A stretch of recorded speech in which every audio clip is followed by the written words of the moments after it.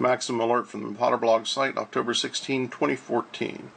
This alert's based on a solicitation by the National Institutes of Health. Basically, they're the CDC's bosses. The solicitation reads, quote, "Emergency disaster event preparation for personal protective equipment." Now, we have a link to this on our website so you can peruse it yourself. We've summarized it here. Basically what's happening is the NIH is ordering a 1-year stockpile of personal protective equipment in support of 8 NIH institutes. A 1-year stockpile. Now, those of you who do not know what PPE is, or you're not familiar with the term, let me zoom on this just a little bit for you, make it a little easier to read. PPE is medical goods like gloves, goggles, gowns, masks, spacesuits. Now, the NIH's rationale is that the animal testing that they're doing is so vitally important to the country that they cannot tolerate any disruption in PPE supplies.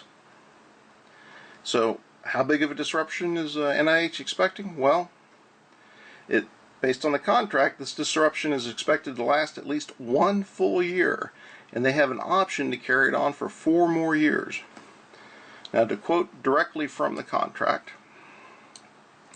it says, "Personal protective equipment resource to ensure the accessibility and availability of essential supplies throughout an emergency, disaster, government shutdown, or any other interruption of regular deliveries." Well, my goodness. Are there any near-term risks that potentially could make PPE unavailable for an entire year? Well, obviously they are Ebola, which is already having an effect on the availability of some PPE, H7N9, bird flu, and MERS-CoV. So, let's read a little bit more about what they're saying in this solicitation. It says, "During emergency disaster events, the normal supply and distribution channels will most likely be unavailable or protracted due to the impact of the emergency and the rush of immediate orders." Well, that's already occurring with Ebola. And here's the key part. "The intention of our program to be able to house up to a 1-year supply of PPE products." Well, we believe that this contract clearly indicates the government expects a protracted shortage of medical PPE, and that the window of opportunities for individuals to purchase needed PPE at reasonable prices is now to close. So what's driving this? You know, the CDC said, no risk of Ebola. Nobody's going to catch it, basically.